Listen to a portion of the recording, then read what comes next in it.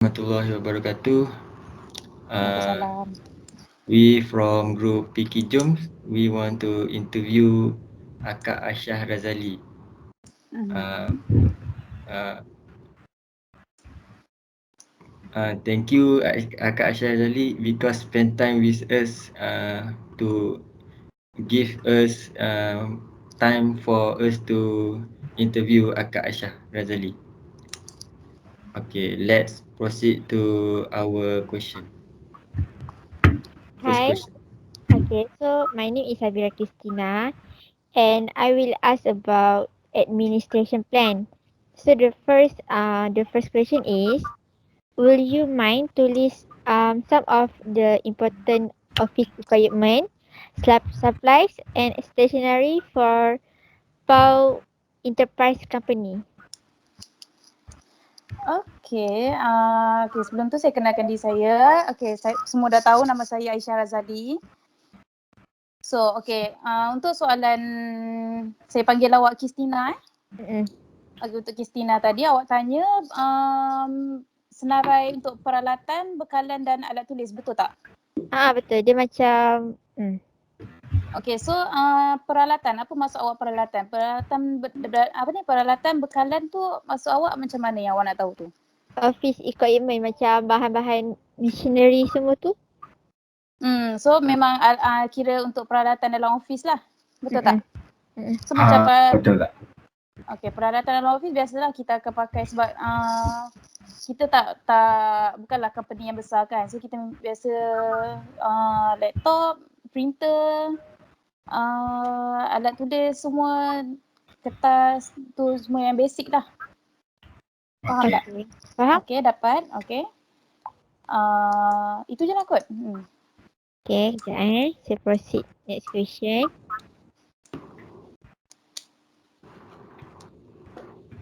Okay, so next question is how many labor force? Macam manpower tu berapa yang akak gunakan?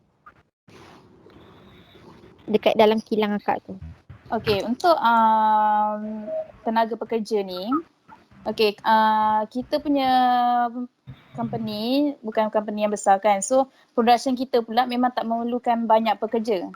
Kita tak pakai banyak pekerja sebab kita punya mesin memang 80% banyak menggunakan mesin daripada tangan lah. So kita hanya perlukan pekerja untuk guide mesin, setting, set up semua. So dalam pekerja kita yang ada cukup 10 orang macam tu dah cukup lah untuk buat production. Okay. Okay, so the next question is how much does the administration budget cost? Berapa dia punya total semualah budget cost? Okay, soalan yang ketiga ni, awak nak tahu kos macam mana? Kos modal keseluruhan ke apa? Modal keseluruhan. Modal keseluruhan, ikutkan keseluruhan yang sepenuh-penuhnya yang lengkap, okay? Bukannya modal permulaan. Modal yang lengkap, betul-betul lengkap yang diluluskan oleh JAIM dan Mesti, kita banyak habis dalam dekat 800,000. Oh. Okay, So 800,000. 800,000 tu daripada kos beli bangunan, renovate bangunan seperti yang dikehendak oleh JAIM dan Mesti. Then mesin, itu untuk wiring apa semua. Macam tu lah, belum masuk kos bahan mentah lagi lah. Okay, so renovate bangunan tu memang kena ikut suggestion JAIM Yep, sebab kita ada sijil halal, sijil Mesti, KKM, so memang kena ikut lah. Dalam proses kehendak halal dan JAIM dan Mesti, diorang akan minta segalanya dalam bertutup. Asalnya kilang kita, sekejap, sangkut-sangkut, korang dengar ke? Tak. Boleh. Okay. Asalnya kilang kita tak ada pintu kaca cermin tu. Tahu pintu kaca cermin? Okay. Untuk tengok production kan? Dinding kita cuma pintu-pintu yang besi tolak tu kan. Good. Lepas tu bila diorang datang audit tempat kita, dia kata tempat tu tak sesuai. So banyak yang kita kena renovate sampai kilang kita kena tutup dulu lah. Tak boleh buat sale apa semua untuk renovatekan dulu. Kita kena buat partition, pembahagian bilik A, bilik B, bilik proses, bilik menguli. Semua kilang ni, you guys tahu rumah kedai memang kosong, dia datang dalam kosong, tak ada apa-apa partition. So kita akan proses partition tu apa semua. Lepas tu dinding kami dia tak benarkan dinding biasa. Kita akan naik full mosaic atas sampai ke bawah. Lantai pun tak dibenarkan lantai simen, dia suruh mosaic juga. Dengan kos yang banyak kan. Ya. Dan dia tak benarkan penggunaan kipas. So kena 100% aircon semua. Full aircon lagi banyak bajet kan. So dalam courtroom lagi bilik sejuk dia untuk frozenkan pau tu, dan dia dalam satu bangunan khas. Dia tak boleh bercampur dengan ni. Semua ada blok masing-masing lah. Office pun tak boleh bercampur, semua kena asing-asing. Ya, asing-asing workstation ya. Dia ada ruang masak, ada store bahan mentah, bahan basah, bahan kering, dengan bilik-bilik production lah, mesin A, mesin B, mesin C macam tu. So itu dalam kos bangunan dan dengan renovate. So kos mesin lagi kita ada mesin uli, mesin proses, mesin NT, mesin masak NT, sebab NT kita masak sendiri. Dia jimat kos dari situ. So kat tu kos mesin lain lagi lah, sebab tu kos dia boleh sebenarnya ikutkan lebih 800k. So kita ambil nombor yang genap 800k macam tu. Okay. Faham? Dapat? Okay, dapat. I want to ask another question. Alright. It's about how about the electrical, water, how much do you use, the usage of electrical, is it high or? Okay, sorry, dengar tak? Dengar. Okay, dengar. Okay, kos api dan air kan? Betul. Okay, kos api memang tinggi lah. Kos air pun memang semestinya tinggi. Nak buat kuih pom, uli tepung tu memang pakai air. Tapi tak setinggi mana lah. Kos api memang tinggi sebab kita pakai bilik sejuk, kontena tu tau. Kurung yang kontena tu, kita ada 3 biji sekarang. Okay, satu biji RM45,000 satu bulan. Untuk korum sahaja, belum bil aircon apa semua tu lah. Jadi situlah makan tinggi dia di cool room Kita panggil dia cool room lah. Dia macam kontena tapi kita panggil dia bilik sejuk lah. Macam chiller lebih kurang macam tu ke? Dia bukan chiller tapi freezer lah. Dia macam tu lah. Dia macam orang panggil, bahasa kampung dia peti ais lah. Cuma saiz dia saiz kontena macam tu. Tapi dia saiz besar. Okay. So the last question about administration plan is can I know what is the RS NISA Enterprise mission, vision and objective? Okay, untuk misi, visi dan objektif, misi kita akan mengeluarkan dan membekal makanan halal yang berkualiti, menepati cita rasa tempatan dan antarabangsa. Bermakna orang Malaysia suka makan, orang luar pun kalau datang makan produk kita pun dia suka. Faham tak? Okay, so visi kita pula, kita nak jadi pengeluar dan pemasar makanan kita, produk Pau Anisa ni dikenali di seluruh Malaysia dan luar negara juga. So kalau ada rezeki kita memang target biar produk kita kenal sampai kat luar negara lah. Like macam Mami kan, produk Mami ramai orang kenal. Macam franchise lain, Starbucks, KFC semua tu kan. Jadi RS Enterprise dalam perjalanan ke arah itulah. InsyaAllah dalam proses lagi, cuma since PKP ni tahulah sebab PKP ni kan. So kita punya objektif lah, kita akan mencipta peluang perniagaan dalam industri makanan sejuk beku ni pada para usahawan khasnya Bumiputra lah. Okay, dan kita akan membangunkan satu konsep perniagaan rangkaian makanan sejuk beku yang mempunyai satu tahap bertaraf dunia. Selain itu, kita akan membangunkan proses dan pemasaran makanan sejuk beku untuk pasaran runcit tempatan dan antarabangsa. Okay. Kita juga berurusan dengan lebih efisien dan profesional terhadap para pelanggan dan kita akan buat pengendalian segala urusan mengikut tata cara syarikat, menerusi etika kerja dan penggerapan nilai murni di antara pembekal dan para pelanggan. Okay, dapat? Yes. Okay. Okay, thank you for answering my question. So, Alright. I will pass marketing plan to Jannah. Jannah can ask question.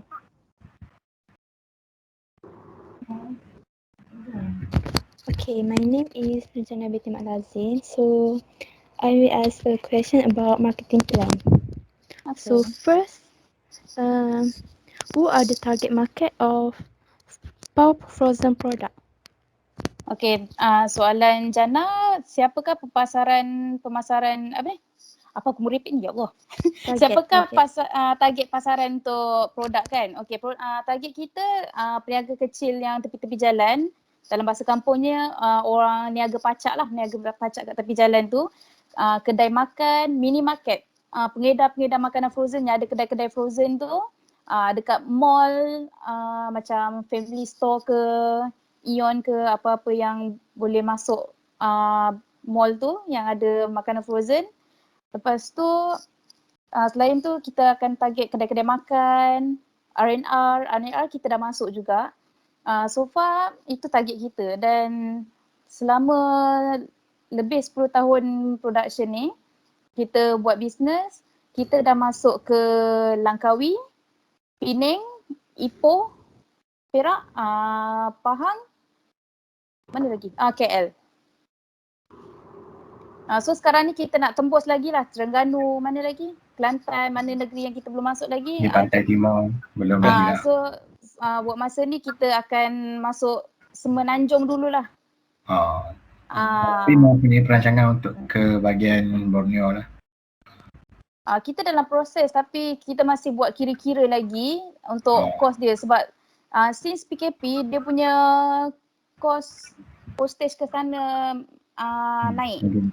So kita kena kira balik kos sebab dengan sekarang harga barang naik, harga postage naik, dan dengan peniaga, ada yang meniaga, ada yang tak meniaga, ada tempat yang ramai orang, tak ramai orang. Dengan sektor pelancongan pun dah kurang dekat Sabah Sarawak kan. So kita hold dulu benda tu dan masih buat kira-kira dulu, tunggu keadaan stabil dan kita akan proceed balik kita punya tu lah. Okay, so next, how can you minimize your risk when you invest?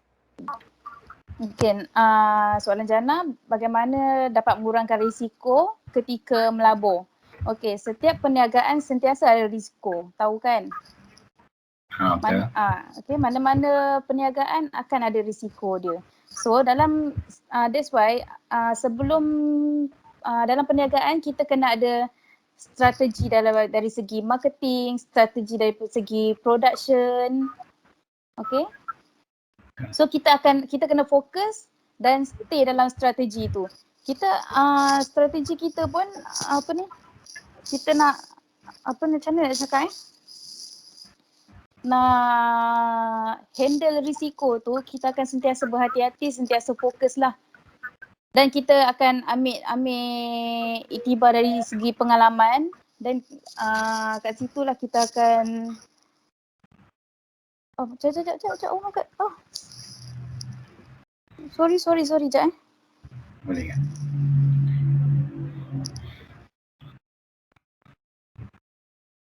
Okay, sorry.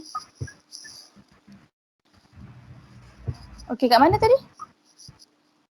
Risk. Okay, okay. Dalam setiap perniagaan memang ada risiko dia. So kita kena sentiasa stay dalam plan kita. Okay.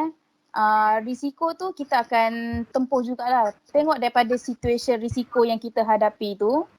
So orang kata apa-apa perniagaan korang kena ada strategi. Korang mesti ada plan B. Plan B sekurang-kurangnya ada 2 plan. Plan B, plan C. So in case plan B korang buat tapi korang tersungkur juga, ada risiko juga, korang dah ada backup plan. Okay. Membantu tak jawapan? Dapat tak? Dapat. Okay. Dapat. So next, as a founder of the company, how do you handle if the demand for RS Nisa Enterprise product are higher than the usually supply? Okay, kalau dapat permintaan yang tinggi daripada jangkaan yang biasanya kita buat lah kan. So untuk macam ni kita tak akan tolak. Memang itu semua orang akan grab lah. Benda ni kan, ini peluang kan. Kalau ada rezeki kita akan dapat permintaan yang lebih tinggi, kita tak akan tolak peluang tu. Kita akan terus proceed. Buat juga production macam biasa. Kita akan buat kita akan aturkan dari waktu, cara proses untuk buat apa ni? Orang kata dia proses dia ada time dia kan. So kita akan kira balik lah dalam 1 jam kita boleh proses biasa 10,000 biji ke 20,000 biji. So in case kita dapat permintaan yang lebih tinggi, so kita kenalah proses lebih banyak. So kita akan mula tambah, kita mungkin akan tambah mesin. Okay, kita akan tambah pekerja lagi. So kita mungkin akan tambah lagi ruang, tambah lagi blok bangunan ke, membesarkan lagi bangunan untuk tambahkan lagi tu. So kita akan keluarkan modal lagi lah. Keluarkan modal lagi untuk dapatkan peluang yang datang tu. Okay, so ataupun mungkin kita akan cari mana-mana pelabur ke kan. investment. Yang sudi nak melabur kan, atau kita akan keluarkan modal kita sendiri ataupun mencari pelabur. Okay. Okay, dapat.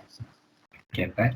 Okay, so for the next question is, how do you construct the marketing strategy for your product at social media or anything you can? Okay, sekejap. Itu soalan macam mana buat strategi marketing kan? Di mana, di social media ke ada? Ada, kita buat dekat Facebook. More pada Facebook, IG, of course TikTok trend sekarang kan. Okay.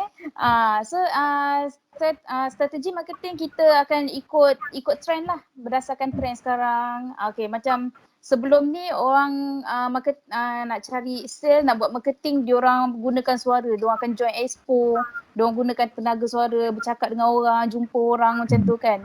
So sekarang ni semua atas talian, so kita akan sentiasa ikut trend lah. Kita akan sekarang ni kita ada Facebook, IG dan TikTok. Seperti yang macam kami sudah buat research yang RS Nisa Enterprise have a website. Is that right? Oh, dekat Google Yes. Oh, ya, dah ada dekat situ. Itu baru lagi, so dalam ubah suai lagi lah untuk setting ni lagi. Nak update lagi lah. Still dalam update lagi Google tu. Okay. So for the next question is, how much does the company allocate for the budget for the marketing? Berapa banyak gunakan duit untuk marketing? Untuk buat marketing sahaja, yang terbaru ataupun sebelum-sebelum ni? Terbaru dan sebelum-sebelum. Okay. Yang terbaru ni kita buat masa ni, kita IG kita buat sendiri. IG kita buat sendiri, Facebook pun kita buat sendiri. Kita run Facebook, kita tak ada upah orang untuk run FB ads. IG pun kita tak ada upah orang run, semua kita buat sendirilah. Okay. So, macam banting semua ada? Ada dalam segi banting, editing, ambil gambar produk semua tu. Tu pun semua kita buat sendiri. Cuma banting sajalah, banting. Costing banting dalam sekali order dalam 300-400 macam tu lah. Okay. Okay. So there's go to the operational plan. Akil can ask the question. Okay, my name is Muhammad Akil Syamsuddin. Now I will ask about operation plan. The first question is, how do you set the price for the product of the Paw Frozen? Like Okay, macam so satu biji tu berapa? Okay, soalan Akil nak tahu macam mana kita tetapkan harga produk kan? Okay, kita akan ambil kira daripada kos bahan mentah, kos upah kerja, kos api air, packaging dan kos penghantaran. Kat situ semua kita ambil kira dan barulah kita tetapkan harga untuk satu produk kita tu.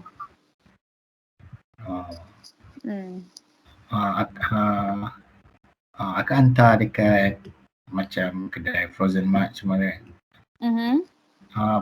Dia punya pengulangan stok tu macam mana kak? Pemulangan stok macam mana? Dia macam setiap minggu dia ambil stok baru ke bagaimana? Kita kan base kat Melaka. Untuk Melaka tak adalah tiap-tiap minggu, memang hari-hari diorang restock sebab dekat kan. Okey, untuk KL yang luar Melaka lah, luar Melaka sebelum PKP ikutkan seminggu 2 ke 3 kali lori akan naik hantar restock dekat customer. Tapi since PKP ni agak slow semua ejen, lori akan keluar Melaka seminggu sekali untuk restockkan stok diorang. Okay. Okay, dapat? Okay, dapat. Okay. Okay, dapat. For the next question, can you share a bit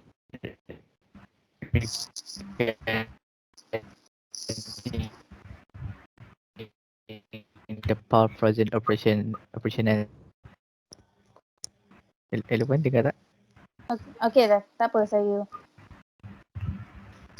Sekarang korang dengar suara saya tak? Dengar. Ya, Alright. Okay, untuk proses buat paw. Okay, first untuk proses buat paw je kan korang nak tahu?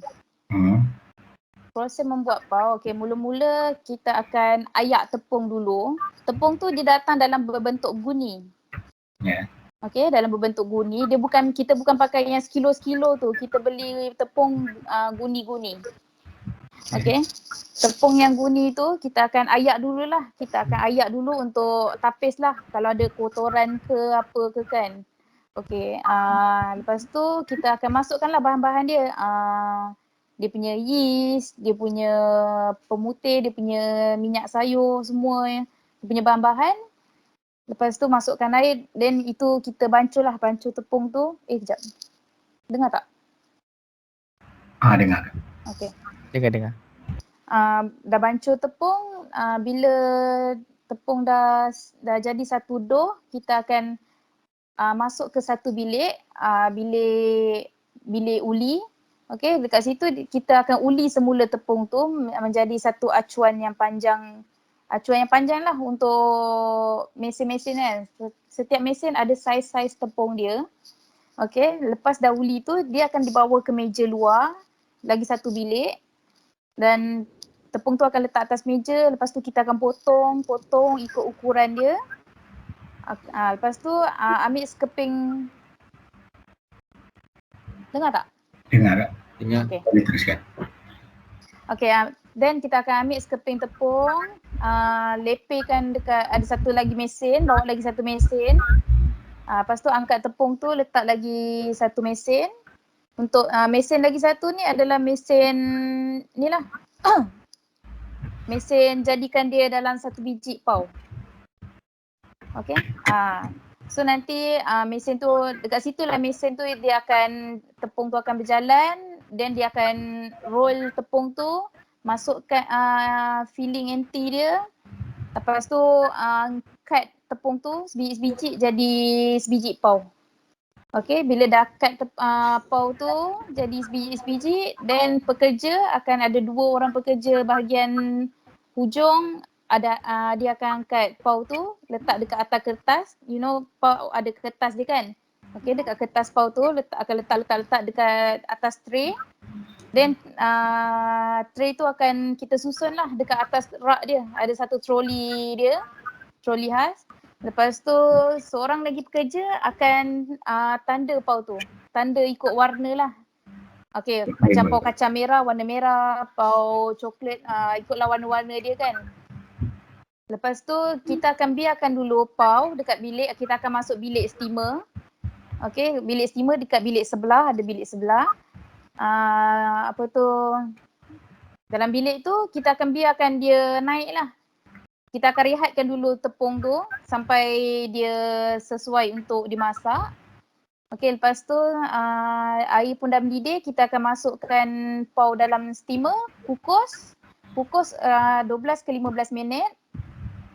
Lepas tu kita akan keluarkan pau yang dah siap kukus, masuk lagi bilik lagi satu, bilik bungkus. Bilik bungkus tu kita memang fully aircon lah. Fully aircon, so kita akan sejukkan pau tu dulu. Pau tu tak boleh sejuk dengan kipas. So sejuk dengan kipas nanti dia macam tak cantik. Kulit dia keras. So kita akan sejukkan guna aircon. So tunggu pau sejuk baru kita bungkus pau tu. Dah bungkus, kita seal apa semua, kita susun dalam tapis dia, lepas tu masuk dalam cold room, bilik sejuk tu. Okey. Okey? Kan. Kak jelas Jelas tak? Jelas Kak. Okey. Okay, Jelas. for the next question is, can you share about the operational schedule roughly, macam berapa masa bekerja dalam sehari? Masa kerja kita akan waktu kerja kita 8.30 sampai 6.30 petang. 8.30 pagi, 6.30 petang. Oh. Jadi break pada pukul 1-2. Break 1-2. Waktu break tak tetap. Tak tentu. Okay. Kalau orang kata kerja cepat siap, cepatlah rehat. Oh, okey. Kita tak tetapkan waktu kerja. Kita macam ada kelonggaran sikit lah dekat tempat kerja kita. Okay. Dalam sehari tu berapa unit akak boleh buat? Satu hari tu kita akan jalan, satu hari ke satu kali? Satu kali jalan. Okey, satu kali jalan kita akan jalan dua beg, 2 guni pau, 2 guni tepung. Okey, 2 guni tepung 50 kg, kita akan dapat dalam 10, 3, 6, 9, 15,000 biji macam tu. Itu sekali jalan. So satu hari kita akan jalan, since PKP ni, satu hari kita jalan 6 beg lah. 6 beg makna 30-40 ribu biji macam tu. Sebelum PKP ni kita jalan satu hari 12 beg. Sebelum PKP kita balik pukul 12 malam, sekarang balik pukul 6 petang. Working hour dia lagi lama lah sebelum PKP. Apa dia? Working hour dia lagi lama lah sebelum PKP kan? Sebelum PKP memang hari-hari kita balik pukul 12, pukul 1 pagi. Okay. Cuma sekarang ni je lah dah slow sikit kan.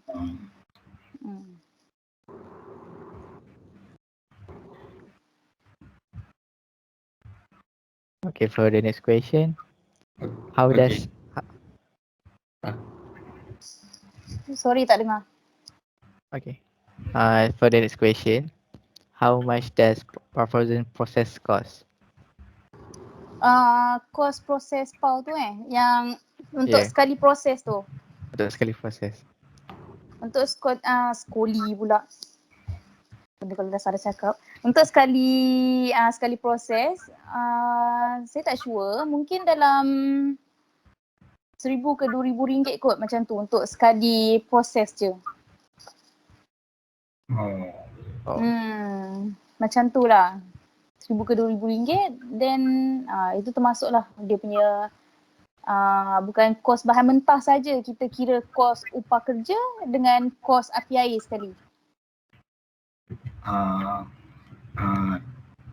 Saya nak tambah soalan. Macam mana RS Nisa Enterprise consider satu tempat tu boleh dilakukan operation, production? Mungkin akak yang macam berapa besar ke ada dia punya macam keperluan untuk berapa besar persegi satu tempat tu untuk buat operation, production? Untuk ruang proses tu. Untuk ruang proses tu dia sebenarnya bukanlah ikut berapa besar kalau nak ikutkan kehendak halal dengan mesti kan. Dia as long tempat tu tak bahaya, selamat dengan bersih dan sesuai lah untuk buat production.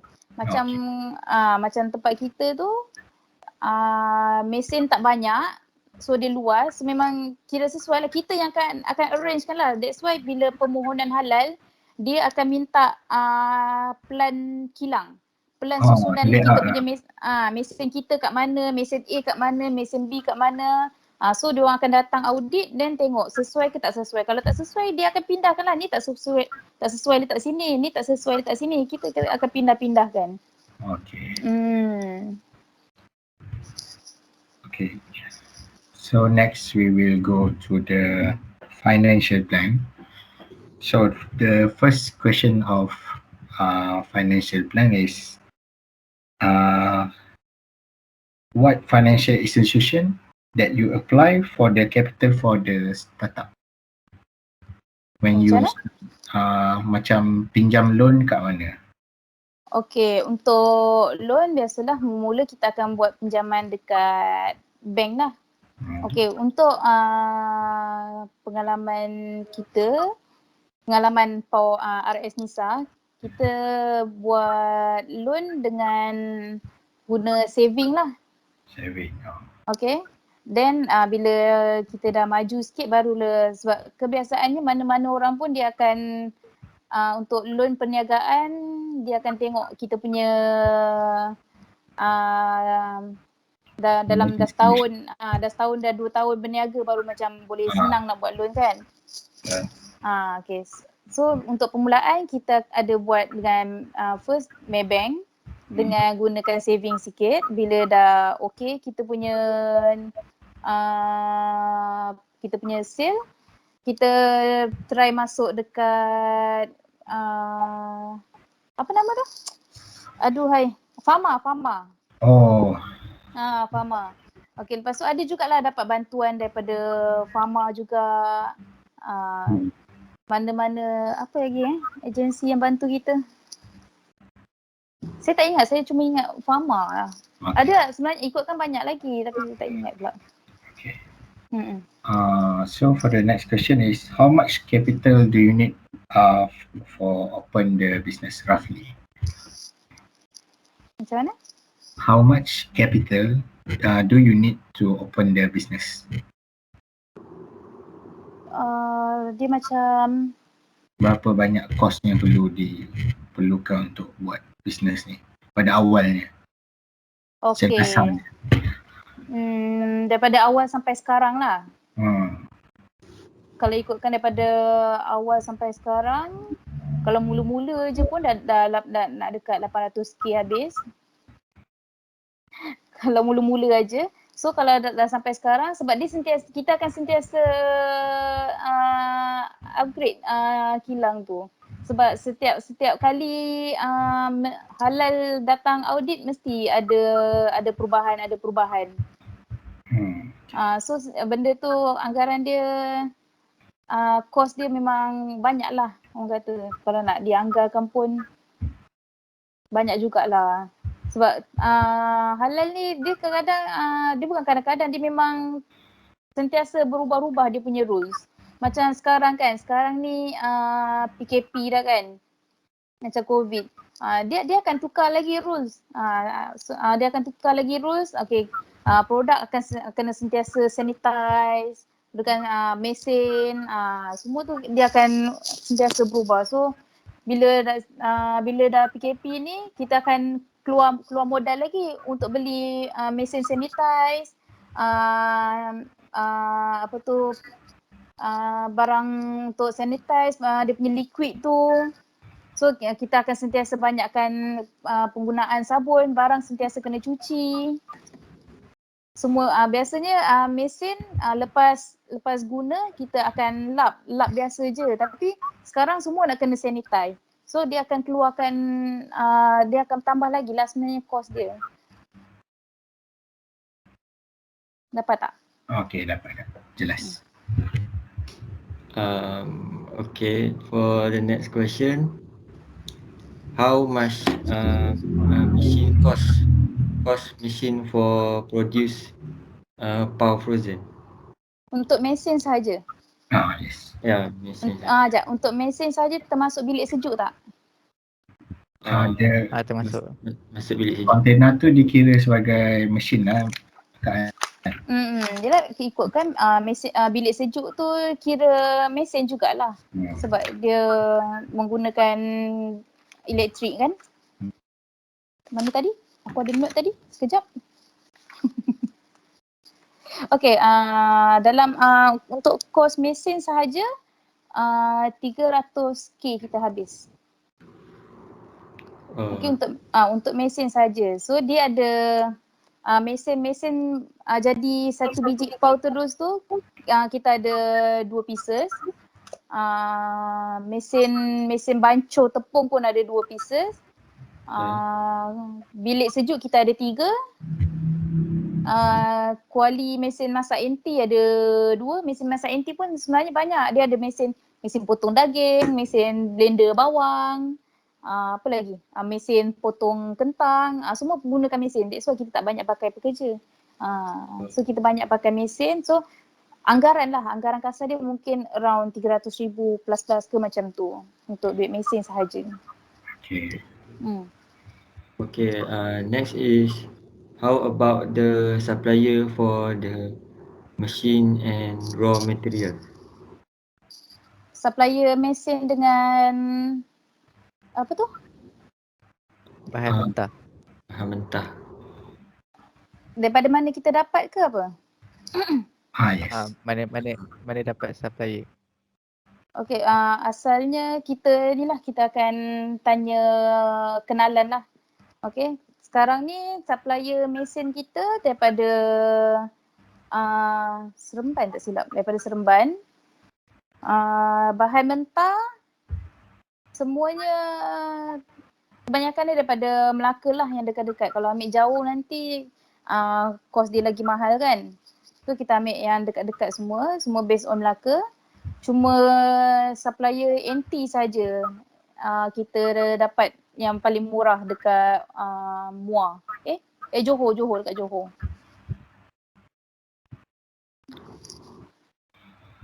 Okay, I want to ask Kak Aisyah Razali, how about Akak punya opinion tentang nak buat to produce power frozen? Okay, maksudnya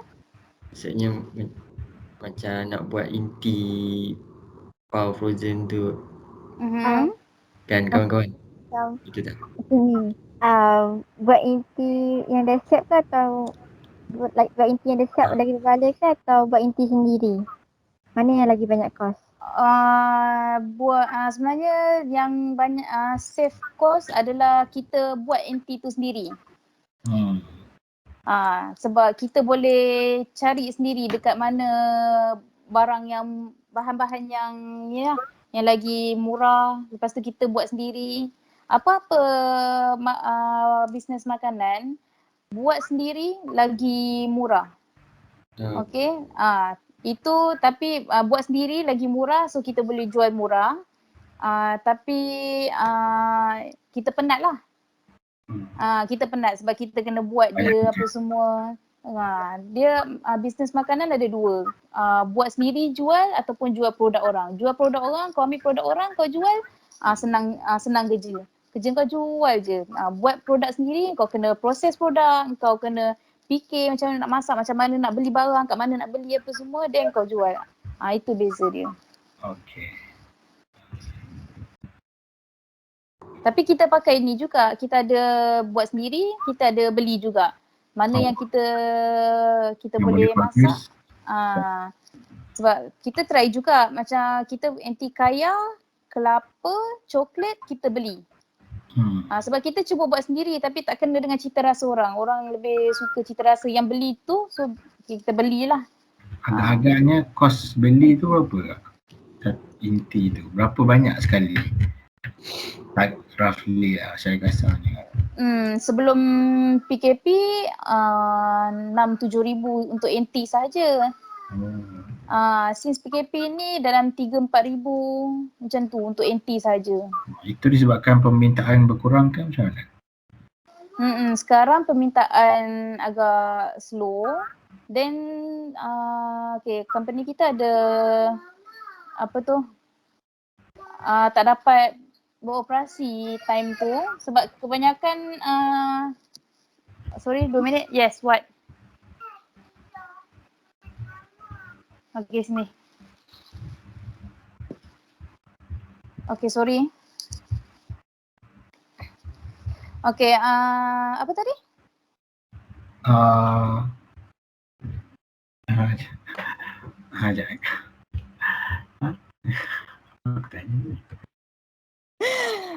Apa tu? Aku pun lupa. Ya Allah. Pasal kos NT tadi kos NT. Kalau beli mahal ke tak? No, awak tanya tadi ni permintaan sekarang dah kurang ke? Yes, kita sebab kita banyak peniaga kecil tepi jalan. Bila PKP 1, PKP 2 ramai orang tak boleh berniaga, betul tak? Betul.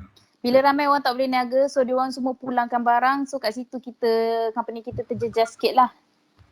Sebabnya kita fokuskan peniaga kecil sebab kita dah ada satu supplier besar tau. Dia rebrand kita punya produk. Dia ambil produk NRS, lepas tu dia buat tukar dia tukar nama, dia guna nama dia. So kita more pada dia lah, kita fokus kat dia je. Sebab kalau kita cari sale kita sendiri juga, kita akan jadi tak terkejar lah. So kita fokus kat dia dulu. Dia akan supply kat dia je lah. So bila dah start PKP, so dia pun banyak kedai kecil juga, dia pun dah terjejas. So kita dekat dia dah slow, automatik terjejas dekat kita juga, kita pun dah slow. So dekat situlah kita punya permintaan dah kurang. So sekarang ni kita dah start balik, kita fokus balik, kita cari balik sale, tembus apa semua. Alhamdulillah lah sekarang dah okey lah, dah makin okey lah, semakin okey.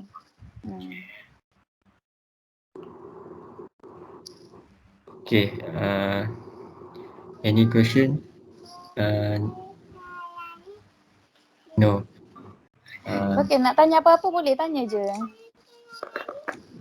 Okay. For the last question, okay. Boleh tak? Boleh. Macam satu unit tu ada berapa ke dalam dia? Satu unit dalam satu pack? Satu pack. Okay, satu paket. Kita ada dua saiz. Saiz standard, saiz besar dengan saiz mini. Okay, saiz besar kita ada 6 pieces lah. Satu paket tu satu perisa je kita letak. Dia bukan yang warna besi lah. Dia bukan satu pack campur-campur perisa, tak ada. Okay, untuk pot mini pula dia ada 12 pieces. Okay. That's all from us. We don't have any question, and we would like to thanks to Akak Aisyah Razali Okay. because Akak sudi untuk share information, and the same time we can gain some knowledge to do our business company for the future. Okay. With Akak Aisyah Razali wish us luck. And hope our company will be successful as your company. InsyaAllah, amin. Apa-apa pun kalau betul lah korang nak buka company sendiri, benda pertama korang kena tekad dan fokus. Korang jangan nak buat dah separuh jalan, korang baru tersungkur sikit, korang dah give up. Meniaga makanan memang banyak risiko. Korang akan hadap risiko buat-buat barang tak jadi. Bila lepas tu korang akan hadap ragam customer lagi. Bila bisnes makanan paling banyak ragam customer. Daripada bisnes macam pakaian ke apa ke, makanan paling orang akan cerewet. Apa tu terbesar sikit pun salah, terkecil sikit saiz pun salah, termasin sikit macam kita ada kari ayam, kari daging kan. Okey, dalam kari ayam tu terjumpa seketul ayam, ada yang satu biji tu tak ada ayam pun jadi hal. So apa-apa pun dalam bisnes makanan korang kena mental kena kuat dan kena berani.